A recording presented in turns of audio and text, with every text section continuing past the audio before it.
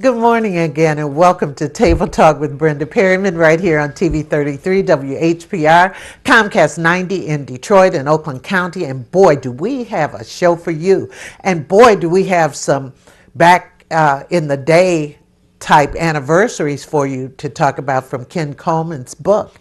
But first, I'd like my co-hosts to introduce themselves. My name is Darnell McLaurin, public servant for the citizens of Detroit and Union delegate.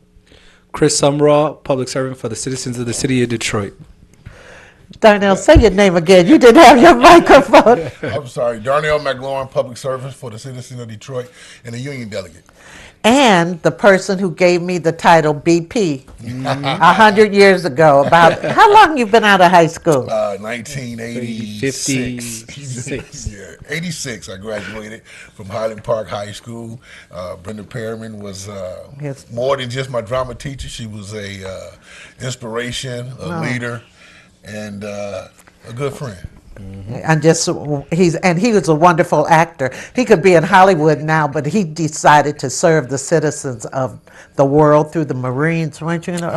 Army, and then the citizens of Detroit by being a firefighter. Yes. You know, I admired them, especially in the winter.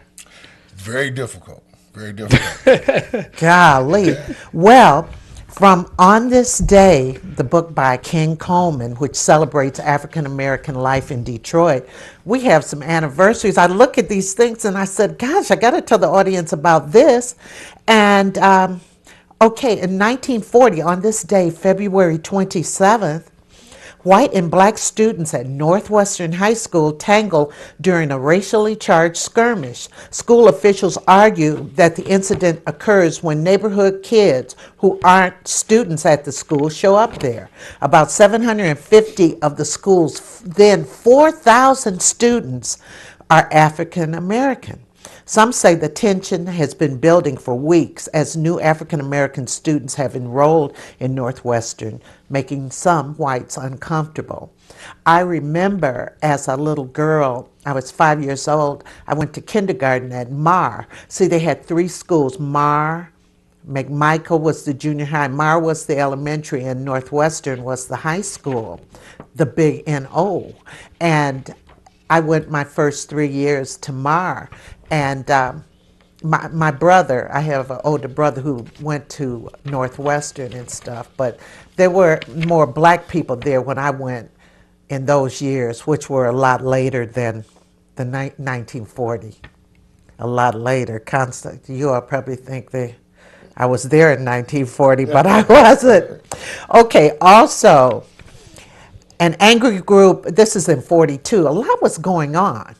An angry group of 150 white people picket the Sojourner Truth homes one day before African Americans are to begin moving into the new project.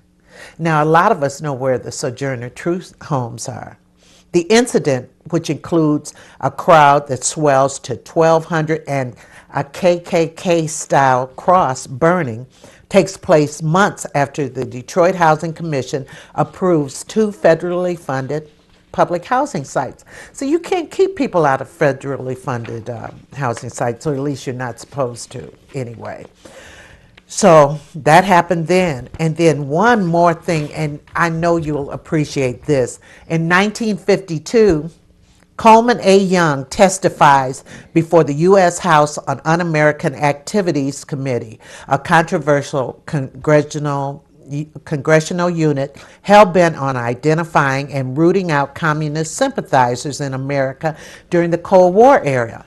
The feisty labor activist, that's Young, becomes one of the first witnesses to confront the committee, described by some as rogue and overzealous, by calling it un-American.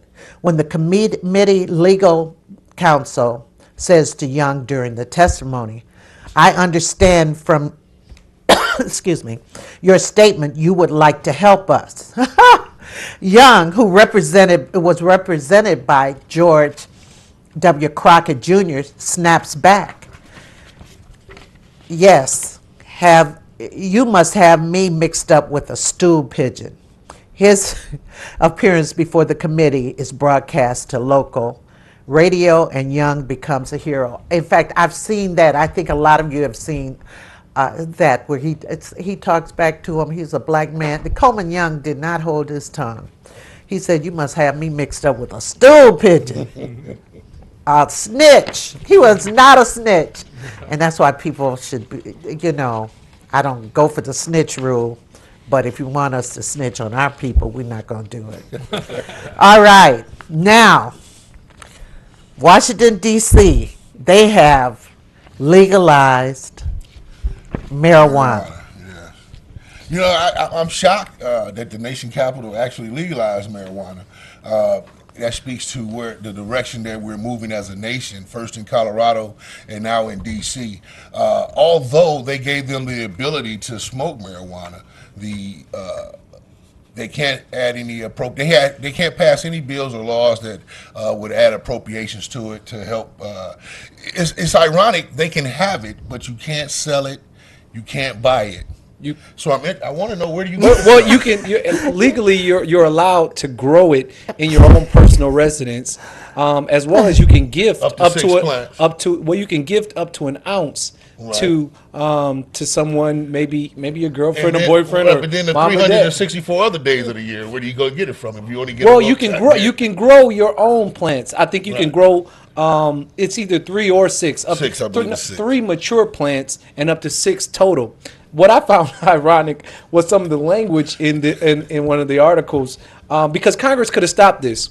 They could have rejected the measure, ironically enough, using a joint resolution. Right. So I thought that was kind of ironic Right. that with this marijuana law passing, that they could have just put an end to it by a joint resolution. So- Yes. A joint. Resolution, a joint yeah. resolution. What was I doing? No, It's been a while. Right. And, I'm just kidding. right. And so what you have, even in Colorado, you have a federal law that locally are being changed.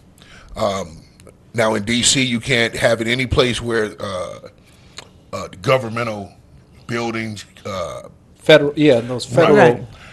So in other words, you can't smoke it on the mall or around the White House or anything. Well, in public, You can- in general, right, you well, can't. public You're in not. general. Yeah, you're not Yeah, allowed you to. can't, and you can't sell it out there like you said, but where do you get it? Well, I know in Colorado there are places that sell it. So, right, they have it, right. So So, they Dispensaries right. and So things what like are they that. actually moving toward by just saying, hey, you can smoke marijuana, but you can't buy it, you can't sell it. You can do a one-time gift up to an ounce. And I'm not sure what an ounce is. well, I I don't think- know how much that is I anymore. think this is strategic for the lobbyists and also the business folks who would like to eventually capitalize on this, and it's kind of taking away the stigma to it at first. It's like the old adage: you get the first one for free, and then when you come back, eventually you're going to start paying for it. So right now, the law that passed, the municipal law that passed, allows individuals to grow, but it doesn't allow for a legal exchange of money. But eventually, we know that the government is going to want a piece of that because it's such a large revenue stream. No matter what state you're in, Exactly. people are growing marijuana, people are smoking marijuana. So I see this as just the first step toward toward the monetization of marijuana. Right, but the problem I have though is you're giving them the ability to smoke it or use it or whatever. But it's tantamount to saying, here, Chris, here's a vehicle, but you can't drive it, you can't ride in it, and you certainly can't put gas in it. Well, But you got a new car, when I but you can't do anything with it. Boy, that's a good when I looked point. at it, I also saw the contradiction in it, because unlike alcohol, where you can test for a limit, it's 100% illegal to have marijuana in your system while operating a motorized not vehicle in your system, Not in your because it'll system, remain in your but- system. They're saying under the influence. under the influence. Right, because it what is the remains in your So what's the system. definition of that? What is the That means, definition? right. How do they test that? It's either in you or not. Right. Right. I mean, or if you're higher, I don't know. Well, How do no, you test if it's they're- either in you, either test positive or not. Right, but it is in you. Exactly. Exactly. So, right. So if How they do you stop test you- if you're under the influence? If they stop you and they decide to perform whatever test, and maybe you smoke a week ago. Well, I guess the cops will bring donuts to the car, and if you eat them, they assume you got the munchies, and thus you are under the influence. Yeah, So, yeah. Well, I don't you think know. there'll be too many donuts left in that box when they bring them in. Wait, so it's gonna be because difficult. they have taken pictures of cops smoking it in their car. Exactly. It's- So, but how do you judge if I'm under the influence? I know that. You check their I'll never refrigerator. forget. My father, he had a penchant for drinking and driving. So once they stopped him on the boulevard, you know, God rest his soul and everything. They stopped him. Said, "Mr. Louis, have you been drinking?" "No, I haven't been drinking." They said, "We want you to take the breathalyzer." He thought the higher you blew it, the less drunk you are. It shows that you were less drunk. Don't worry about it, guys. It shows that you were not drunk. You went for Perpetin. Yeah, he practically burst the balloon, and they took him to jail. I was in the hospital at the time, and he was on his way to see me right on the boulevard. But people who drive under the influence, that's what I worry about. Yeah. Well, you know what? I would be interested to see the statistics, because I think that I just need to see more to make an educated, because I understand that right now on my way here, there was a person right next to me who had just smoked some weed either today or last night or something. How do you know? Yeah, how do you? Well, I know because I know the numbers of folks, the statistics of folks that supposedly smoke marijuana. I'm passing them on the road; they're passing me, you know, and so they're already out there. You know, they're already out there. I don't think that I really don't think personally that the legalization of it will cause for more individuals to smoke. I think it would just have the ones that do smoke kind of be a little bit more open about it. All right. Or, you know, it could just be a blanket statement. Like right now, it's illegal to be under the influence of alcohol or drugs while operating a vehicle, correct? Yeah. So they don't really have a way of testing it. We But have- they just saying that you can't be under the influence while driving. I But tell there's you, certainly no way to Being under test the it. influence of that while driving is horrific. Yes. I'm not going to tell you how I know. Marcia's on the line. Good morning, Marcia. Good morning. Enjoying the show. I'm 100% for federal decriminalization of marijuana, and I'm a great grandmother, and so I have had patients over 40 years ago. The federal government was giving them marijuana for MS, for glaucoma. Right. They did it under a study. And what is so disheartening is how many young people are in prison for having a nickel bag of marijuana. And I think that we could save we could save money of people going to jail and police putting them in jail and put them out. Young people can lose their whole career of being caught with a nickel bag or a piece of marijuana. We need federal decriminalization of marijuana. It's an excellent drug, drug Wow. for cancer and everything. It's so Yes, I'm 100% yes. for. Yes. Thank you. Thank you. Here's an important point too. Marcia brought up a very important point about the medicinal purposes of marijuana. Right. And and I won't say where, but if you check the records, there are some individuals who's allowed to drive on their job because they're in their job. They are a driver or operator of machinery, but they are allowed to use marijuana because for the medicinal purposes. So in that regard, what's the difference if you're sick and you use marijuana, or if you are not sick and use marijuana? One you can't be, but the other one you can because you're using it for medicinal purposes. And you know what? And I guess my outlook was always based off of when I hurt myself and I broke my back. You're familiar with that. You were there, you know, and helped me out through the process. And I remember the drugs that the hospital gave me. And Far worse. Well, I can say this wholeheartedly. I've never smoked marijuana. However, under those drugs, the Vicodin, the morphine, all that, I was high. I was high. I can honestly say I was high. And I remember, you know, wanting to get out of the hospital. And I'm like, hey, when are you guys going to let me out? They said, well, as soon as you stop requesting this drug. So, you know, it's something how you can go to your CVS, Walgreens, and get a prescription for something that may have a worse or a stronger effect. And that's legal as long as you have a prescription for it. Right. You know, And people try they try to forge prescriptions too that's and huge. everything. Yeah, Yeah. And there's prescription marijuana, and I don't think you actually go to the pharmacist to get it, but there are people who use it for medicinal purposes, and they are allowed to use it. And I'm not sure the parameters if they can smoke while at work, during work, but certainly they're under the influence at some point in time during the course of the day or whatever because they use it for medicinal purposes. One of the most disturbing videos I've ever seen, it's on the internet, it's on YouTube, is a interview with Richard Pryor. And Richard Pryor is so high. He might have been cocaine or whatever, but he's so high in it, he's jumping around. It made me want to cry. Yeah. Because he was on any drug, and he was a genius of a man. Absolutely. And but jumping around and everything, you don't know how drugs, just like alcohol, manifest itself in different ways with people. Some people smoke or drink and they become mean drunks. Right. They get crazy, and then some people are fun loving.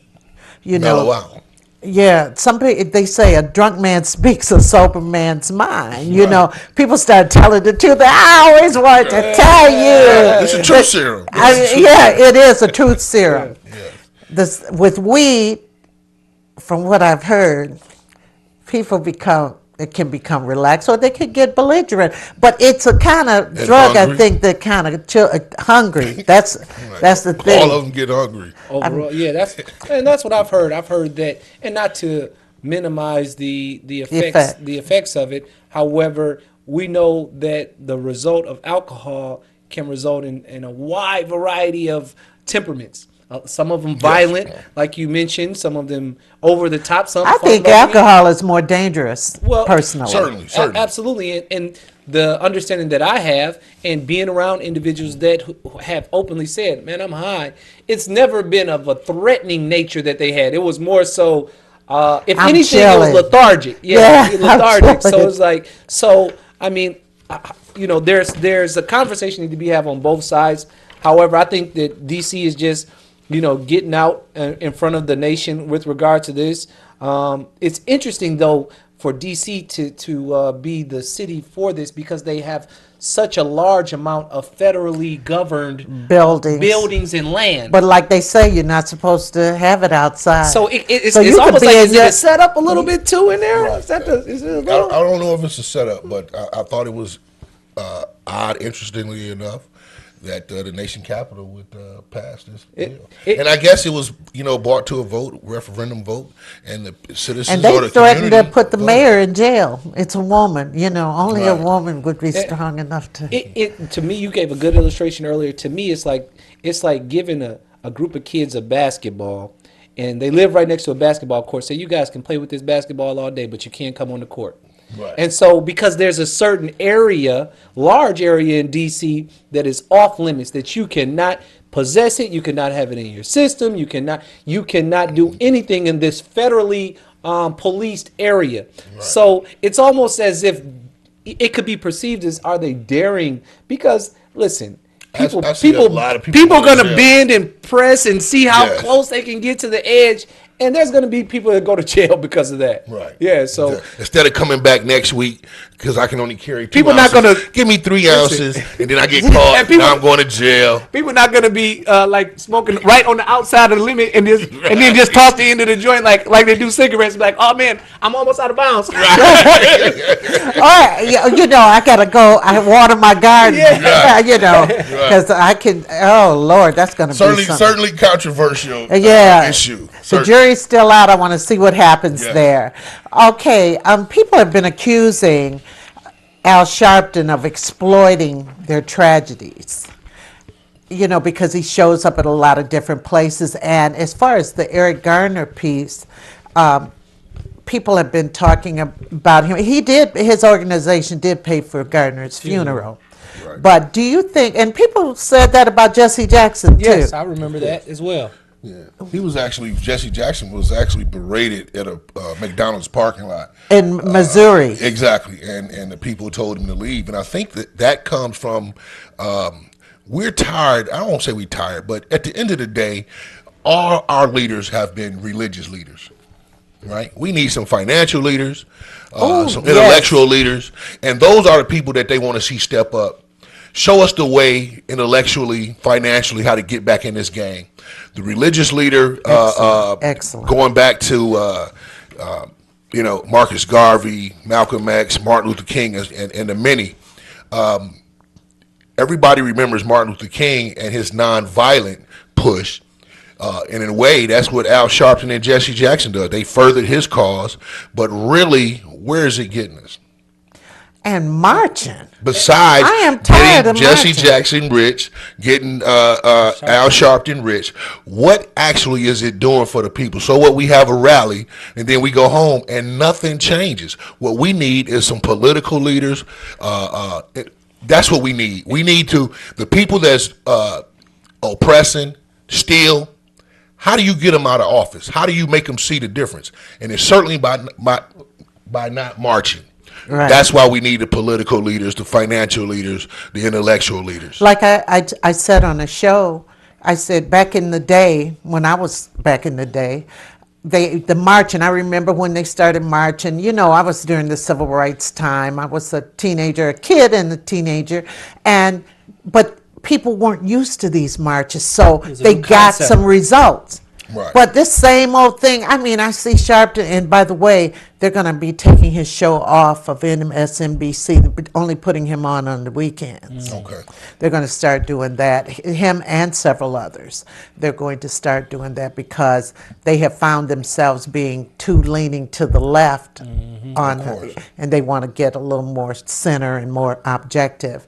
But the thing about it is, Al Sharpton, Jesse Jackson, Lord have mercy. Everybody said, we know Jesse's going to show up. Then we're going to have a march, and then we're going to have to get arrested. Then, instead of, like you said, and you brought up a good point, show us how to empower ourselves. Exactly. And two, to be somewhat direct, it's almost as if they're prostituting themselves for the highest or the most relevant story, and they'll jump from story to story with no follow through. Exactly. There's no follow through. So it's Al, what have you done since? And it's as if what's the most popular, what's the highest bidder, what's the most publicity, and like you mentioned, these are individuals who put themselves on a pedestal as a Reverend Al Sharpton or whatever. And Reverend so there Jesse should be Jackson. some type of moral accountability that it seems as if the only thing that they're following is the trail of money. And so, and sometimes... But it's good. One thing that Al Sharpton does that is good, he does highlight the injustices, and everybody says don't talk about black on black crime, but I'm going to talk about it because in Chicago, it's black people killing black people. We need to be buried there to tell these people their alternative. And Jesse's from there. Right. Yeah. That's true. And Right. I think that when I'm thinking about Eric Gardner's daughter, Trayvon Martin's family, I think that they're really frustrated because of their personal experience with Al Sharpton, and he no doubt manifests somehow directly to them that it really wasn't about Eric Gardner or Trayvon Martin. It was about money. As a matter of fact, Eric Gardner's daughter said he's about the money. Trayvon Martin's father said that he's his own personal mission. So it's self-fulfilling. Yes. It's not about the greater cause. It's not about, quote unquote, the people. This is really about how can I, promote my brand and get my name out there more. I think that when reading this article, there was an instance where the Sharpton and the National Action Network was mad that his face wasn't out in front with regard to the funeral and, Of course. and instead of the families. And course. you can really see how there really isn't a true personal understanding and connection. Someone just lost a loved one and you're worried about getting camera time or FaceTime or your organization getting the banner. But however, we see it all the time. You know, Darnell, you and I, we're affiliated with Engine 40 Foundation. There are individuals who will donate only if they have the most prominent spot or their name is in the biggest of the lights and stuff like this. So this is a problem. This is a problem that exists all the way down to the local government, the local entities who put themselves as, oh, we want to help if we can sit in the front, or if and there's nothing wrong with giving a commendation or giving credit. However, if that's your sole motive, then people are going to be turned off just like these families are. Exactly. You know, one of the things I worked in in the city of Detroit, but I also had a part-time job in the suburbs. So I would go, when I get my check from my part-time job, I would go to a bank in the suburbs, and I would walk in and walk straight up to the counter, and there's 7 tellers. But on Friday, you go down here on Dexter and Davison to the bank. There's a line outside. You got to go through the security system, and you go inside, and there's 2 tellers behind a wall, and they running from window to window. Remember when they had the computer screens there? Exactly. Where you couldn't even see the teller. You had to look at a screen. You're kidding. No, And I Chase absolutely Bank. refuse to go to that bank and be treated that way. Absolutely. And so, but we are so willing to accept what they give us. Thank you. The food at the local grocery store that's expired. If you keep shopping there, they're gonna keep giving you the expired food. So we have to be empowered to do something about the conditions that we live in daily. And so, although And Trayvon so much Martin, of it is economics. exactly, and so A great deal of it and is so economics. the Trayvon Martin issue and the Missouri issue were great platforms for these individuals, like you said, to go out and get their name and their brand out instead of saying, Mrs. Martin, what do you want to do? What capacity could I be here for you? And that's it. If you want me to say something, I will. If you want me to show you how to say something, I'll show you.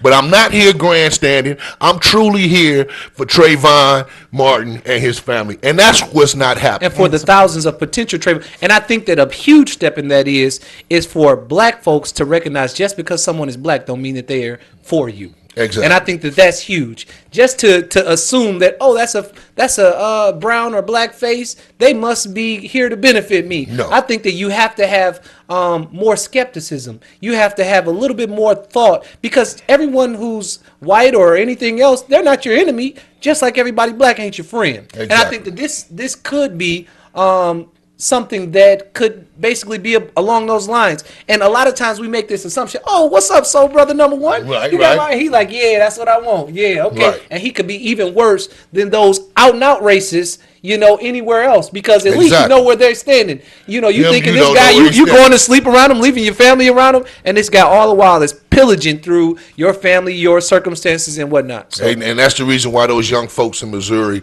wanted Jesse Jackson to leave. What are you doing here? What are you going to do? Give us another speech? What are you Right. going to do? Get on out. might send him a bill. Yeah, well, George Zimmerman, speaking of Trayvon, the feds tried to put charges against him, and if it didn't work. It didn't work. See, Zimmerman said he acted in self-defense and all of this stuff, and they could not. The federal probe focused on whether the killing amounted to a federal civil rights violation, which would have required proof that it was motivated by racial animosity. Although Martin's family have said that Zimmerman initiated the fight, the Justice Department said there was not enough evidence to establish that Zimmerman willfully deprived Martin of his civil rights. You know, what gets me is, look at Zimmerman since he's been out. I mean, he started things, he's a perpetrator, he's His crazy. girlfriend said he's a loon. But I'm okay, believe it or not, I'm okay with the federal decision. I'm okay, I've got a piece regarding all of it, because when I do look at Zimmerman, it's only a matter of time. His clock is ticking. Yeah. And any day we're going to turn on the TV and news and be like, George Zimmerman just got blah, blah, blah. No, or George Zimmerman Reparations. killed himself. Exactly. Reparations will be due. So it's not if, it's when.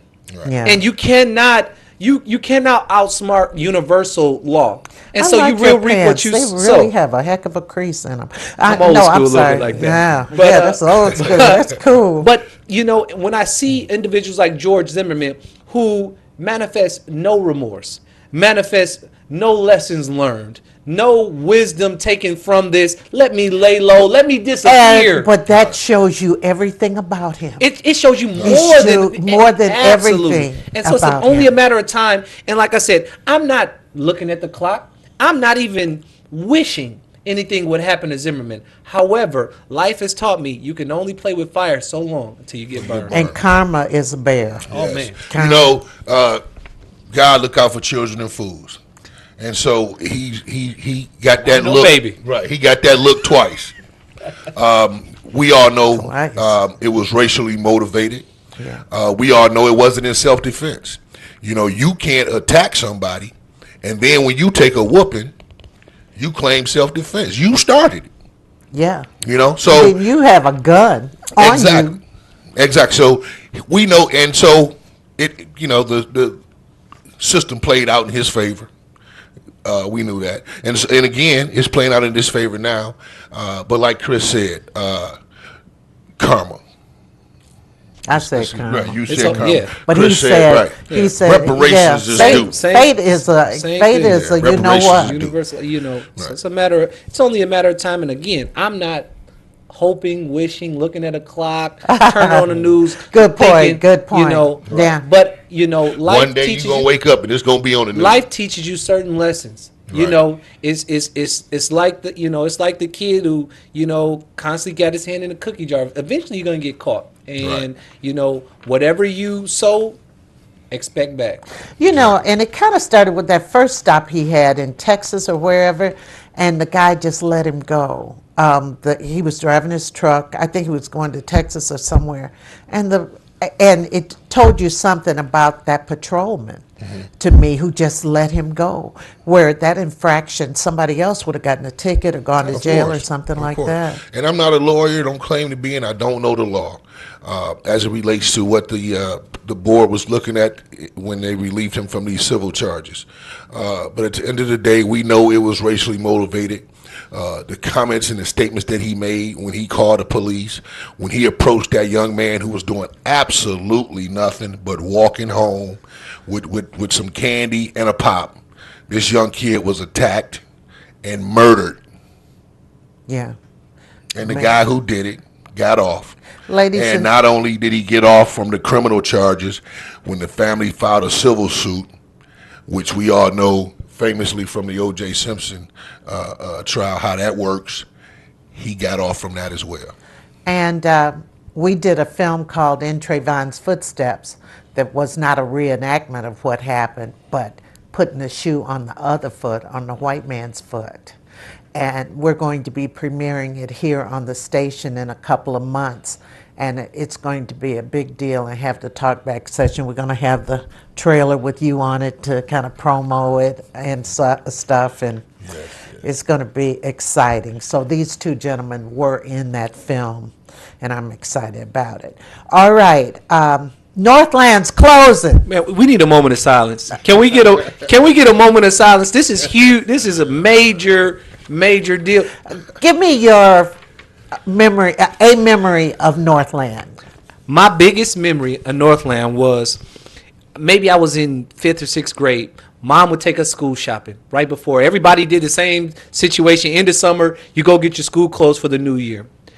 I was in JCPenney's. My mom, we had done shopping. All the bags are there. I'm sitting at the base of a mannequin. It was like a platform. Mom said, I'm about to go get the car, pull it up front, stay here, blah, blah, blah. And when I pull it up front, we're going to go load the car.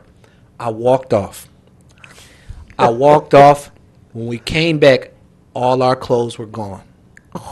Every single bag was gone. And I'm talking about 8-10 bags because there were 5 of us at the time that Mom went shopping for. And I remember that. And that year, I remember wearing dress shoes to school for the first 2 months and being on the playground with gravel because Mama was like, you know what? I bought you shoes. Now all you got is dress shoes. So I had some short sets and I I had my dress shoes with my dress socks on, the short sets, and I had to sit on the side in gym and wait for the ball to roll to me out of bounds just so I could kind of get a little action.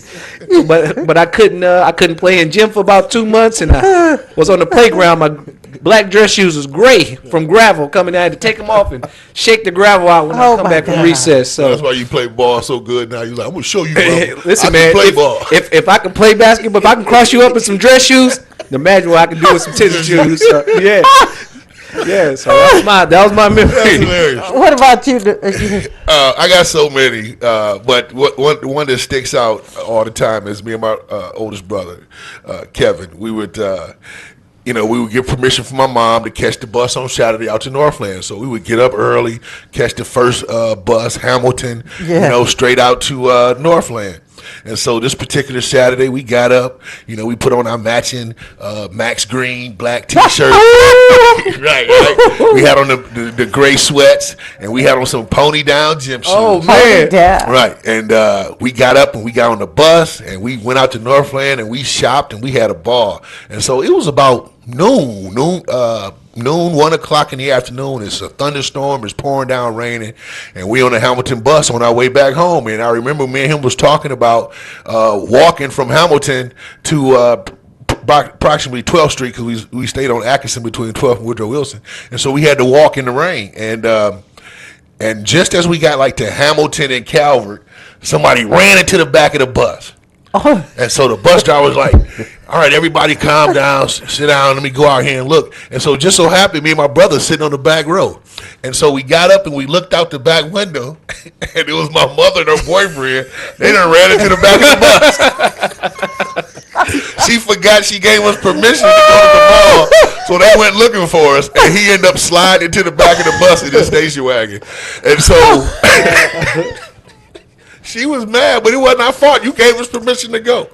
But I tell that story all the time. It was the most funniest thing, and everybody on the bus was like, "Oh man, that's their mom." yeah, everybody knew. And so we got off in the rain and went and sat in the car. It was crazy. well, mine isn't funny. I was after the divorce. It's me and the kids and stuff like that. And for some reason that year, I don't know what it was, I was really running short. I mean, short.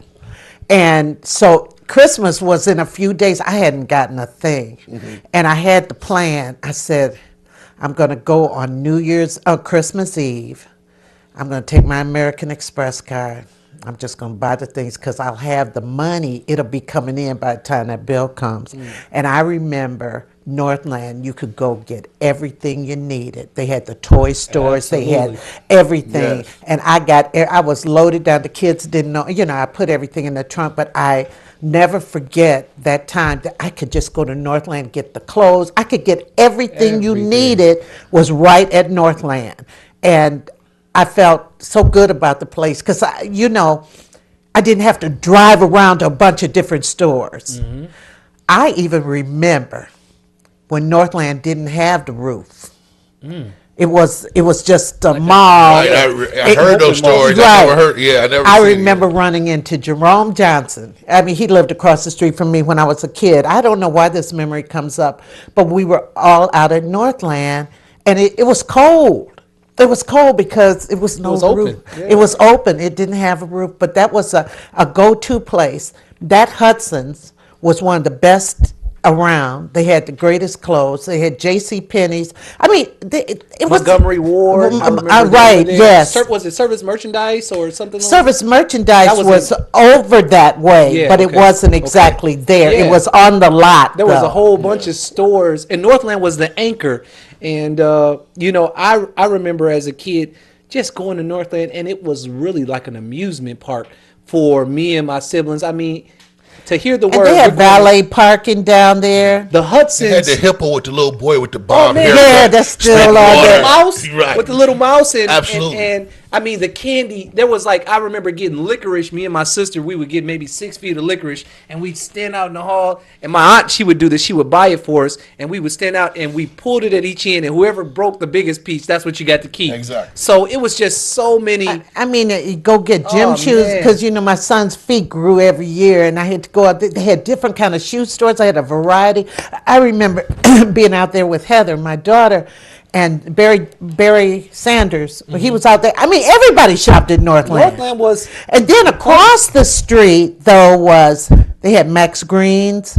I mean, across the street there was another mall across the street from Northland. It wasn't an indoor mall. Yeah, just a but shopping area. A yeah. shopping area. They had a Farmer Jack down there. They had other things. I remember the Farmer and Jack. now all of that is gone. I think Triumph Church is going to be in J.C. Penney's, the J.C. Penney's building, but they're closing that mug. Northland was iconic. For one reason, it was the first, one of the first suburban malls opened Second back in the country. Right, back in 1954. But just as the citizenry of Detroit declined, so does the shopping.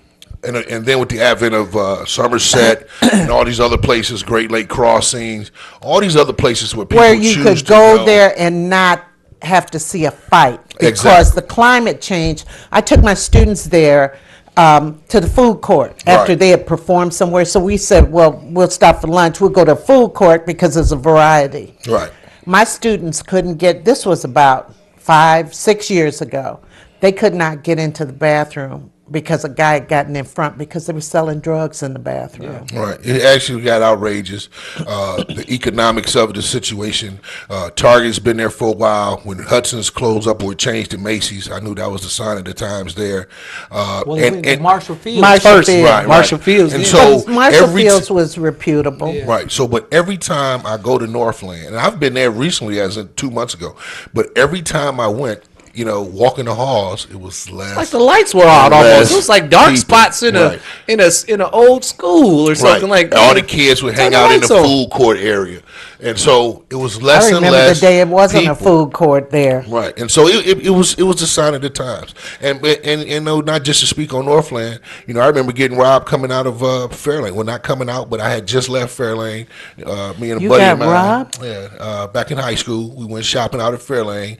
Got on the bus, But at the end of the story I'm saying is, all the malls are declining except the bigger malls now. If you go to Fairlane, it's just the Just same. kids, and But it- right, yeah, but you it's- go out to 12, it's jam packed. You can't even get in the parking Tell lot. 12? Not 12 12 12 Oaks. I'm I sorry. was Now you showing your age now. Right. Tell So you 12. go out to 12 Oaks, parking lot is jam packed. You go out to Somerset, jam packed.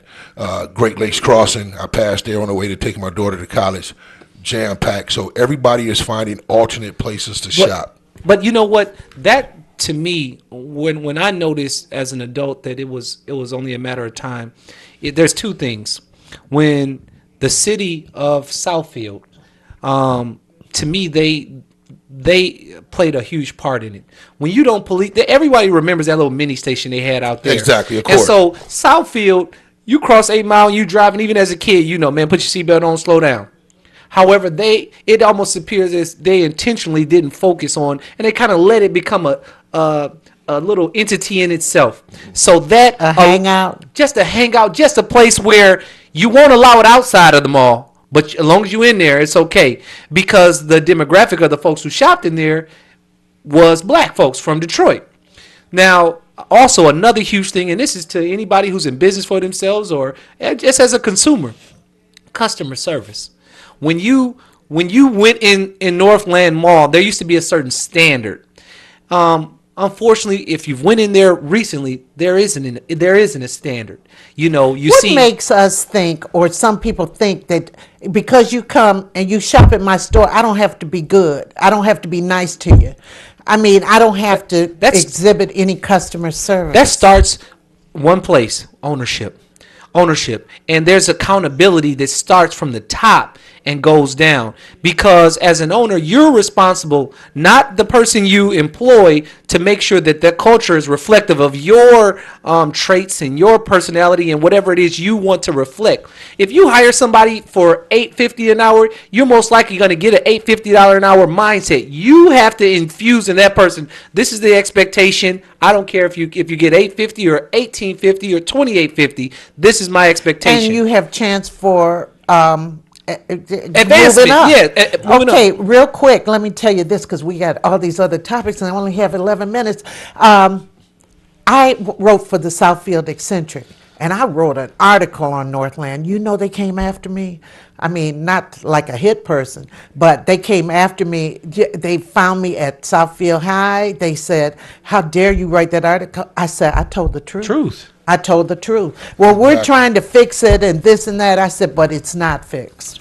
Okay, J. Rue Campbell, the young man from Cass, who said that he was going to, I mean, you know, he had some incidents with the law.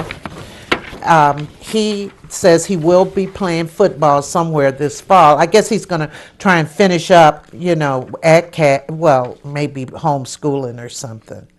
But I can't believe they even let him back in the school or letting him. Well, you know, speaking on his statement, while I didn't hear him say it, I kind of sensed for the first time some humility. I don't know if it's genuine. All I can go off of are the words that I, see off the page. And the quote that he says, "I'll listen to anybody who thinks they can help me with my future. I'm open to all options." That is not the J. Rue Campbell that we've seen over this last year. Right. The Campbell that we saw over this last year, no matter how much people wanted to defend him, was a pompous, arrogant baby boy. This sounds as if there's someone who may start to understand that I need help. And guess what? Maybe mama or uncle or whoever else in my circle ain't And the one to help. signing day was a week before last, and some of his football team members, they signed with colleges and stuff like that. And that is a reality check. When you Absolutely. see people. See your friends who, quote unquote, you were better than them. And right. now they're advancing, and it's all because of character issues. One of our good friends served as a firefighter on the city. Matter of fact, he came on when I came on. Clyde Jackson, his son is going to be the star quarterback at Cass Tech now. And young Jackson, well, I don't know what his name is, but there's a sharp contrast when you meet his person, Chase Jackson versus J. Rue, the personality. And sometimes as a kid, you think it's all about just on the field, when it's really like working out. People may think, well, I can go to the gym and work out 8 hours a day, but if you don't eat right, then it doesn't matter. And just the same thing is in sports. You can do whatever you want on the field, but if your behavior is detrimental to a university or even a professional team, they'll pass on you. You'll never see the results. They are not tolerating it. But when I had Ryan on the show, and he'll be back in April, he's going to do table talk and everything in April. He was saying, and he was an athlete, and he was saying that the colleges work around it if they really want the player. And that's true, but at the end of the day, he's not Barry Sanders. No. Right.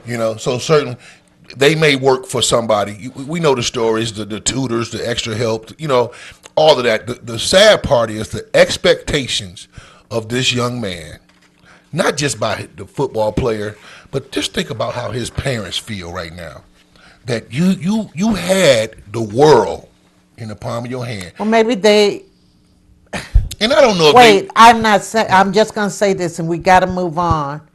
But sometimes parents of athletes who are really good become fans rather than parents. Exactly. But the expectations that what the future was going to bring for not Right. just him, but that whole family. Family. All that, that's wavering by the side now. End of the day, a young man who lost his way. It's unfortunate nobody was there to get him back on track, be it a teacher, a coach, a counselor, older brother who got me in line long time ago, and quelled all my aspirations to be bad. But you still were. I remember you. He's Yeah. still loud as he could be, but not a bad Right. kid. So it's unfortunate, and too many of our youth is in that position without the fame of football. And so this just brings light to a bigger issue in the high school. Now, if I was mentoring J. Rue Campbell, and if I had the opportunity, I would tell him that this is a huge opportunity. And if I was him, I would go and I would start talking to high school athletes and telling them my story personally. Exactly. And That's good. that would act as a reminder for me, but it'll also show them that, listen, this is real. And maybe, and not that you do it for this, but maybe that will catch the eye of a Division I school and say, this guy is turning something that was tragic for him to something that could potentially help another, high school student or something like that. And I think that that's the type of thinking he needs to have around him, Exactly. because at his age, he's still a kid. He is Right. still a kid. And so he bears some responsibility. However, he still needs guidance. And it'll be interesting to see. Obviously, when it was big in the newspapers and everything, everybody wanted to jump up. It'd be interesting to see now Who's going to jump who's up? going to invest that time, because it's not really about, it's like going back to the Sharpton Jesse Jackson thing. We've got Sharptons and Jesse Jacksons in our city, the Right. local ones, Right. who just jump up and wave their flag. Right. I help them. I help Right. them. Because ultimately his problem is not playing football. It's not. His problem is being a young man or growing into a productive man.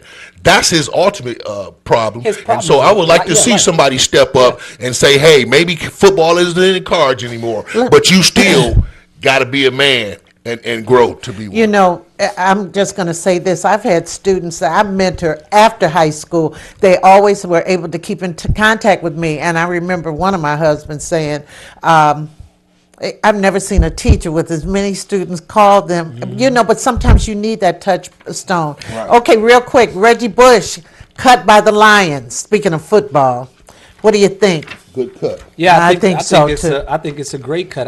I really didn't see the productivity from Bush. He was injury plagued. yeah. If anything, he was a draw for his name. I know who's He was mad. cute, too. Yeah, The well, that's what I was gonna expectation say. was great. The expectation was great when he first got here. The performance he was giving down in New Orleans, Yeah. but In Miami, he exactly. came back in Miami. He was unproductive. He Listen, injury prone. It's gonna be Yeah. less women's season ticket holders this year. However, it all boils down to 3 letters: SUH, Sue.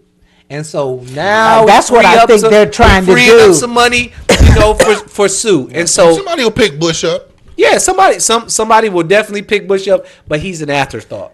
Right. We're looking at arguably the best defensive player in the league, and someone who when I think of Sue, I would think if we have to play against him, he might kill Matthew Stafford. You know what I mean? Because he knows the fear that exists in him. Exactly, You know, exactly. they say Matthew Stafford, and I heard this. I don't know if it's true. They say Matthew Stafford won't pee in the same bathroom as Sue. So I don't know if he was scared of him or not.